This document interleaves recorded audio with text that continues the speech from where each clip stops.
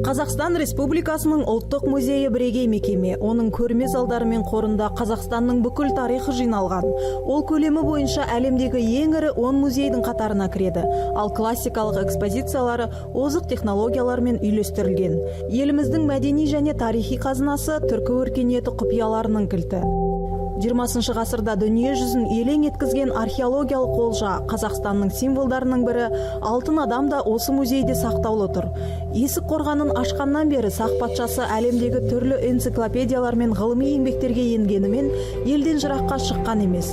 Ал енді ірі жорықтың сәті туды. Қазақстан Республикасының мәдениет және спорт министрлігі мен ұлттық музейдің бастамасымен алтын адамның әлем музейлеріне шеруі атты ауқымды халықаралық жоба басталды.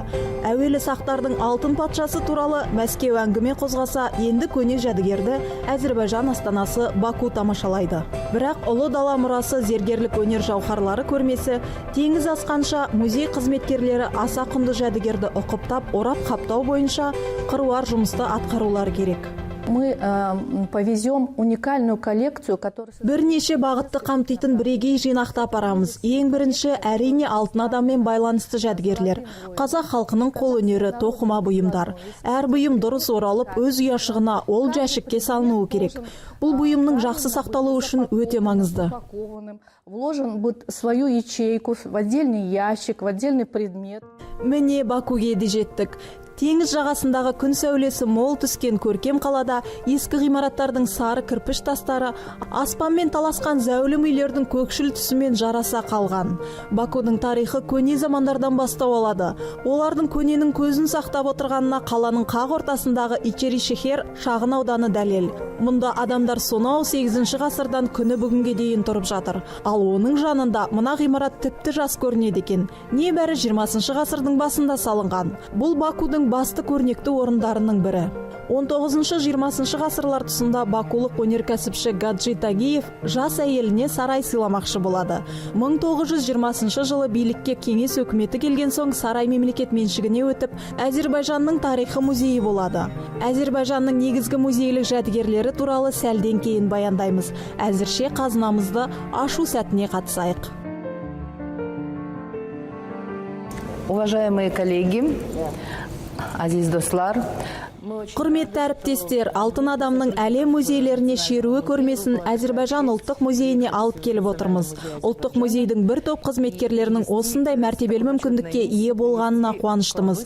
Музей қорында 5000-нан аса зергерлік бұйым сақталған. Сіздерге 18 ғасырдың соңы, 20 ғасырдың басымен мерзімделетін 62 зергерлік әшекей бұйымын әкелдік. Сондай-ақ ат әбзелдерінің бірнеше жәдігерлерін алып келдік. Міні саты жоқ көшпенді болған емес қой.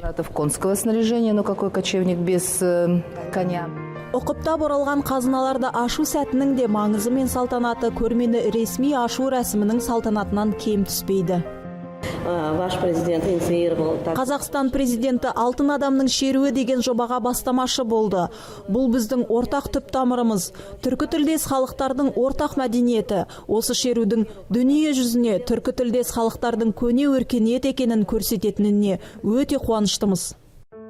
Екі музейдің қызметкерлерінің жұмысы көп. Бірнеше күн бойы ұлы дала мұрасын көрме сөрелеріне жайғастыру керек. Ал біздің Әзербайжан тарихы ұлттық музейімен асықпай танысуға уақытымыз бар. Ортақ түркілік бастау анық байқалатын сақ кезеңінің экспозициялары өте қызықты болды. Здесь обратите внимание, что было... Мұнда қараңыз, сіздердің және біздің мәдениетке ортақ тұстары бар. Құстардың басы бұрылып бір қырынан бейнеленген. Бұл мәңгілік өмір қозғалысын, жақсылық пен жамандықтың бітпейтін күресін білдіреді. Ал біздің заманымызға дейінгі 4-3 ғасырлардағы алтын адам кезеңінде сіздерде де, бізде де осы ұсақ зер кездеседі. Ол бұйымдарға әшекейлерге салынатын негізгі декор болған. Ұсақ зерден шағын пирамидалар, үшбұрыштар, жүзім шоқтары жасалған. Образуют различные пирамидки, треугольники. Музейдің екінші қабатына көтерілсеңіз, тамаша жиһаз бұйымдарын көресіз. Әзербайжан кілемдерін, дәстүрлі тоқу өнері, адамзаттың материалдық емес мәдени мұрасы бойынша ЮНЕСКО-ның репрезентативті тізіміне енгізілген. Музейде кілемдер мен тоқыма өнеріне тұтас бір зал арналған екен. Көптеген стильдердің арасынан біреуі 15 ғасырда түркі тайпалары қоныстанған Әзірбайжанның батыс бөлігінде тоқылған кілем бірден көзімізге түсті. Аумақтың аты да елең еткізгендей, Қазақ ауданы. Казахский коврах, там орнаментация. Қазақ кілемдерінің оюлары көлемді келеді. Мұнда байлық пен берекенің символы мүйіздер бар. Осыған ұқсас оюларды біздегі киіз кілемдерден көруге болады. Кілем әзірбайжандық адам өмірінің ажырамас бөлшегі. Біз кілемде дүниеге келіп, кілемде өмірден өтеміз. Бала өмірге келгенде оның құрметіне кілем тоқыла бастайды. Қыз бала тұрмысқа шыққанда жасауымен 3-5 кілемді қамтитын жинақ береді. Қыз бала 5 жасынан бастап кілем тоқуды үйренген. Ол тұрмыс құрғанша жасау кілемінің жартысын өзі тоқыған. И до замужества часть своего коврового убранства изготовляла сама. Алтын адамға арналған залдарда түн ішінде 2 жартас пайда болды. Олар Қазақстаннан әкелген кілемдермен жабылған. Одан басқа залдың ортасында 6 басқырдан тұратын экспозиция бар. Бұл оюлы баулар ағаш керегелерді буып тұруға арналғанымен киіз үйге сән береді. Уақытша экспозицияға арналған Әзірбайжан ұлттық музейінің залы алтын адам келген соң мүлде өзгеріп шыға келді.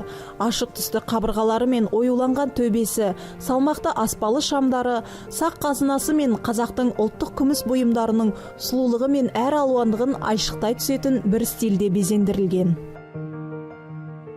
Мы за это сделали стены 4 метра. Біз 4 метрлік арнайы қабырға жасадық. Өйткені ғимараттың стиліне экспозиция жараспайтын еді. Адам көрмеге келгенде алуан түрлі түстер, басқа да ұсақ детальдар оның назарын аударып, көңілін бөліп, кедергі келтіруі мүмкін. Сондықтан да алтын бұйымдар мен әшекейлердің үлкейтілген суреттері бар қара түсті қабырғалар жасадық. Крупным планом. Көрменің ресми ашылуынан бұрын баспасөз конференциясы өтті. Қазақстан ұлттық музейі директорының орынбасары Абай Сатыбалдин, Әзірбайжан тарихы ұлттық музейінің директоры Наиля Велиханлы, ірі ғалымдар Әзірбайжан академигі Шахин Мустафаев пен қазақстандық профессор Зайнулла Самашев көрме туралы сөз сөйледі.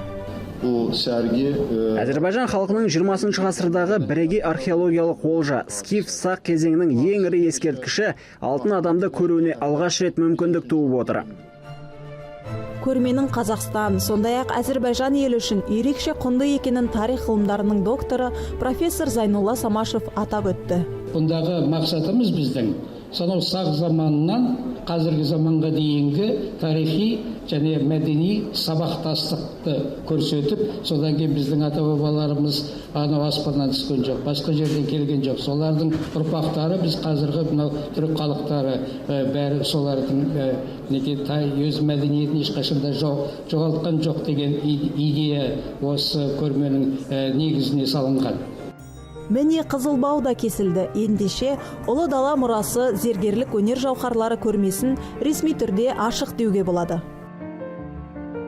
Бұл халықаралық мәдени іс-шараның екі елдің арасындағы мәдени гуманитарлық ынтымақтастықты алатын орны ерекше деп ойлаймын.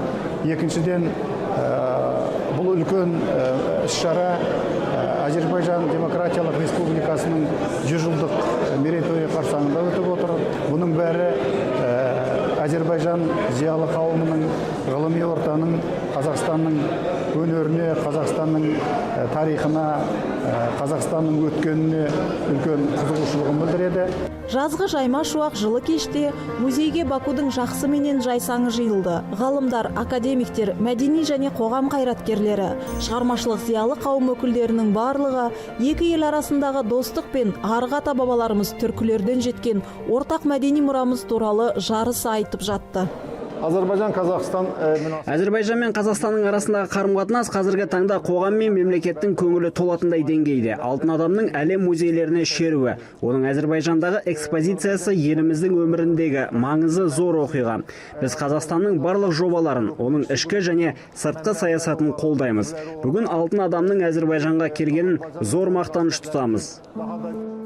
өз ұлтының тарихын зерделеп, түп тамырын, бастау көзін және басқа халықтардың мәдениетімен сабақтастығын іздеп табу ұлы дала мұрасына арналған көрмеден ғылыми қоғамның өкілдері ғана емес, ұлттық сана сезімге қатысты тақырыпқа қызығушылық танытқан қалың көпшілік те іздегенін таба алады. Әзірбайжан астанасының тұрғындары мен қонақтары ұлы дала мұрасы зергерлік өнер жауһарлары көрмесін 2018 жылдың 1 маусымына дейін тамашалайды. Одан соң алтын адамымыз әлем музейлеріне шеруін жалғастырады.